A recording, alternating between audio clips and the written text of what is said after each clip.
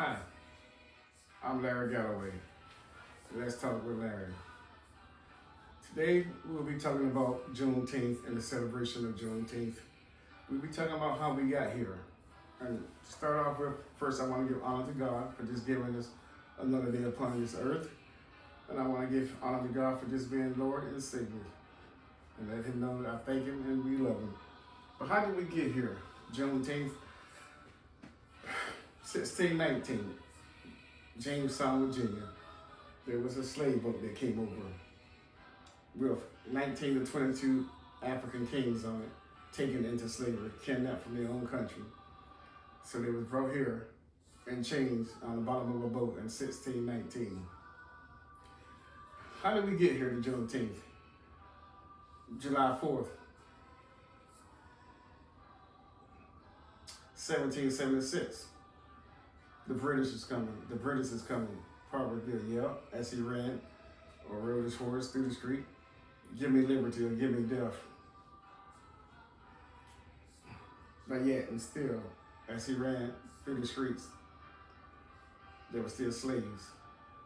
Break away from Great Britain because you wanted to be from under their rule, but yet and still try to have a continent of Africans under your rule. What a hypocritical statement.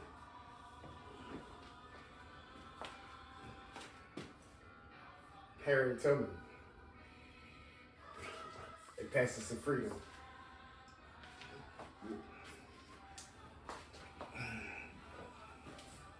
So,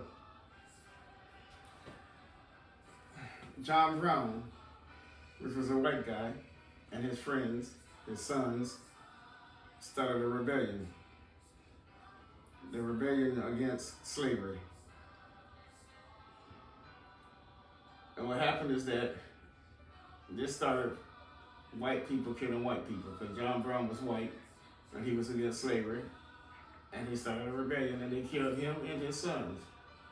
And some people wanted to label him as a kind of a Christ, because he gave his life for people. He gave his son's life for people that he didn't even know him, but he just knew they was being treated wrong. Then the Civil War started back in 1861. And that Civil War lasted to 1865. That's when the Confederate came against the Union. Confederate came against the United States of America. Some people call them traitors. Some people call them whatever happened. They came against the United States of America. They flew the Confederate flag for 4 years. And we still got people that fly the Confederate flag even today. Some fly for one reason, some fly for another reason, but we know the Confederate came against the United States to preserve slavery. Some people try to say it's not. That's not what happened. They wanted their state rights, and their state rights wanted to be, we want to keep our property, which was slaves. So that settles that. You can do your own study, your own research. About 4 years, they flew that flag. And now we got some of the same guys, some of them, I ain't saying all of them, flying that same flag, telling us that we shouldn't fly our flag. We shouldn't celebrate history. Juneteenth, 1865. We should celebrate 400 years of resistance, 400 years of torture, 400 years of pain, 400 years of nastiness, 400 years of lying, 400 years of rape, 400 years of separating families, 400 years of whippings, 400 years of working in a cotton field or peanut field or sugarcane field or whatever kind of field for free, 400 years. We should celebrate that. The British are coming. The British are coming, but you celebrate that.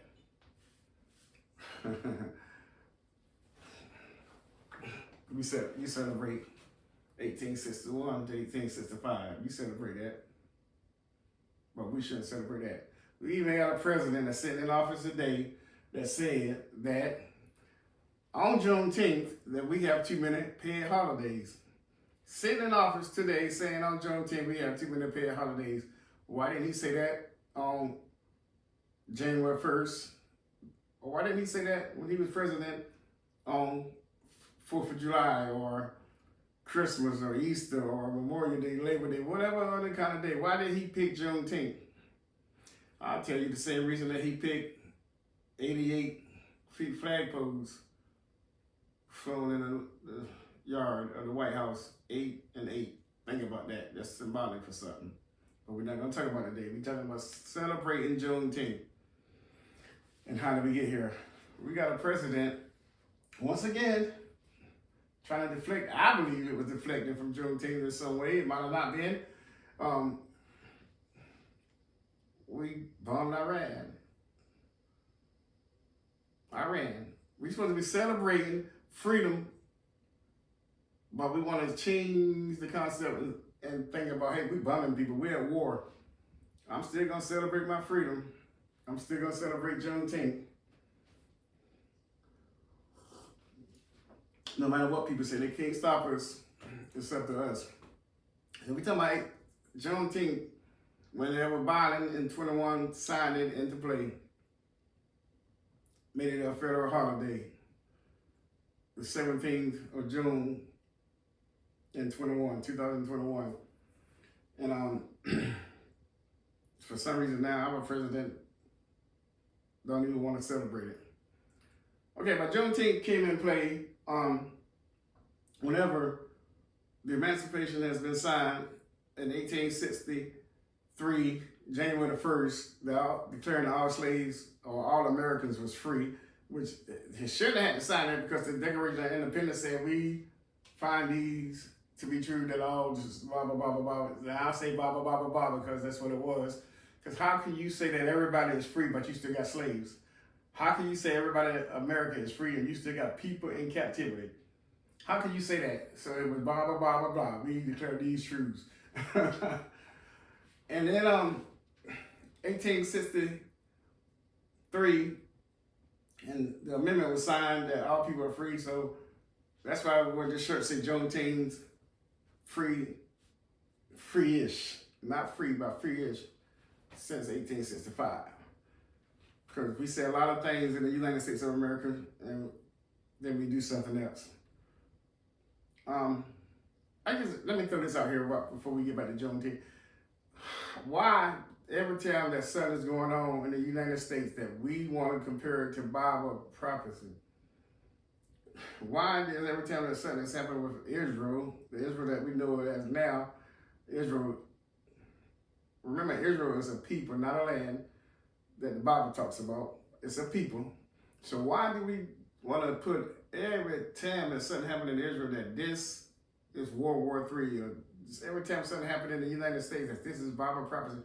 Because one person, I want one person to go in the comment section and show me where it says anything about the United States in the Bible, period. I'll wait. But coming back to Juneteenth. So, like I said, Abraham Lincoln, who they say didn't have any slaves, but didn't really want to sign the Emancipation to free the slaves because he just wanted to sign it to save the Union. He said if he could save the Union any other way, this Republican president was always got some great reason to holler, and all of a sudden it was the Republican president that freed the slaves. Okay, but he said that he wouldn't have freed the slaves if he could save the Union any other way. So what he wanted to do was get all these Africans that were slaves to fight on the Union side against the Confederate, and then they would have their freedom, which all of them didn't get their freedom even after that, because after the war was, after he had signed it and the war had ended in 1865, we still had people that was in slavery. But in June 19, 1865, 2.5 years after he had signed that paper, stating that all Americans was free, 2.5 years, you still had some people that were slaves in Galveston, Texas. Now we got people that's conflicting that, trying to say, well, that wasn't the last time that people were slaves. We got people that saying anything and everything. Every time that we try to celebrate our history, somebody, whether it be a black, white, somebody comes in and try to say that, well, that's not actually true. Who cares what you think? I hope you're reading my lips, because I don't know. Sometimes I speak broken English. You might not be able to understand it. But my English this time should be precise. Who cares what you think? We celebrating. You can bomb Iran. You can say it shouldn't be a holiday. You can say we throwing hate, but we ain't throwing no hate. We throwing love and truth. You can say anything that you want to say. But who cares what you say? Because we're going to celebrate our resilience of our people. We're going to celebrate the people that fight back. We're going to celebrate the people that lock in arms. We're going to celebrate our people. We're going to celebrate the ones that came from the plantations. We're going to celebrate the 400 years of resilience, the 400 years of fighting back. And then check this out now. Like I said earlier, Paul Revere was telling the British are coming. And they wanted him to be a hero. Give me liberty or give me death. They wanted him to be a hero. He still had slaves. But when Nat Turner said the slave masters are coming, and fought back and rebelled, wanted to make him a demon. You got this man, his family, his people in chains and bonds, being whipped, and you trying to make him brainwash them by preaching the gospel that you want to put in front of them, which, why we keep trying to change the gospel instead of just go by the gospel what was written. But you wanted them to be brainwashed, and then he comes to his senses through the Holy Spirit and rebels and fight back. Because when we fight, we win. And he fight back and killed off a lot of the slave masters and their family, which is what each and every one that's listening to me right now do right now. If somebody is harming your family, if somebody's trying to enslave your family, if somebody's torturing your family, if somebody's stealing your family, if somebody's raping your family, what will you do? You will fight back. I know you will. Even the evilest man will fight back and try to protect his family. Even the ones that's doing all this wrong, this hate. Even the powers that be, the ones that, like saying, that woman said that everybody's going to die when they were talking about taking away Medicare and some kind of insurance. Well, everybody's going to die, but when it affects her family, she'll change her mind. Yeah, you talking with Larry. Go to the bottom, subscribe, like, and share. Tell people to get on this thing, because we're going to start having a lot of different interviews about mental health, about women role in church, about racism, about the news, about whatever's going on. We're going to talk about it. I'm going to have some good white friends, some good black friends, some good any kind of friends. I got good friends of every race, every religion, and we're going to talk about things. Why Christianity is different from Muslims. Why white and black, why is there still racism still going on? I got women that don't believe in women being in preachers' roles, and men that believe that they should be. We're going to talk about it. We're going to talk about everything that we can talk about. So go at the bottom, subscribe, share, like, put some questions in there what you want to hear about, because we got a lot of people to talk about. Juneteenth in 1965, we had 4,000 Army personnel showed up, led by a general. And check this out, out of that 4,000 people that showed up, 60% of them was black men in uniform. You got 10,000 population in Galveston, Texas that year, and you got 4,000 troops showing up, black men in uniform, when our people was not accustomed to seeing black people in any kind of authoritarian position. And yes, they was the yes man, the house brother, or whatever you want to call him. And yes, we had 60% of those soldiers that showed up was black. Can you imagine the excitement and the confusion that was going on in the slaves, or the people that was kept slave mind? I hate to say slaves, because they weren't slaves, they were people that was taken into slavery, captivity. But can you imagine that? Can you imagine the confusion that was going on and the excitement that was going on? I see somebody like me, my same skin color, my same ethnicity, my same look, and they in an authoritarian position. Can you imagine that? Even in the world that we live in today, when we see that. Because, you know, in the corporation world, 90% of all people in authoritarian position is white, males, 6'2". or higher. I said, look it up for yourself. I ain't racist. I ain't speaking no racist terms, but look it up for yourself. But how do you imagine it when you see somebody that you're not used to seeing in an authoritarian position and they look just like you? I tell you, Juneteenth, that happened. 1865, that happened. They showed up and declared to them that they was free. Free. That generation said, hey, Abraham Lincoln signed this paper, y'all free. And it didn't stop there. Think about the sad part about it. We free. 1865, June 19th. We don't have anything. No land, no money, no resources, nowhere to go. All we know how to do is work these fields, build these things, do what the slave master has told us to do, and be afraid. That's all we know how to do. But thanks be to God that we knew how to do that. And some of us remember what our forefathers had taught us about the homeland, how to grow this, how to do that. So we began to do different things. We began to march. We began to put together businesses. We began to grow crops. We began to try to get our own land.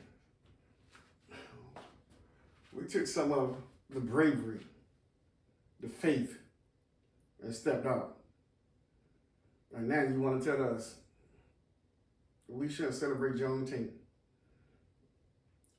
I say to you, United States of America, and to everybody that don't think that the African American, the brothers, the dark-skinned brothers, I think that every American, light-skinned brothers, dark-skinned brothers, every American should celebrate Juneteenth. You can't celebrate the 4th of July if you can't celebrate Juneteenth.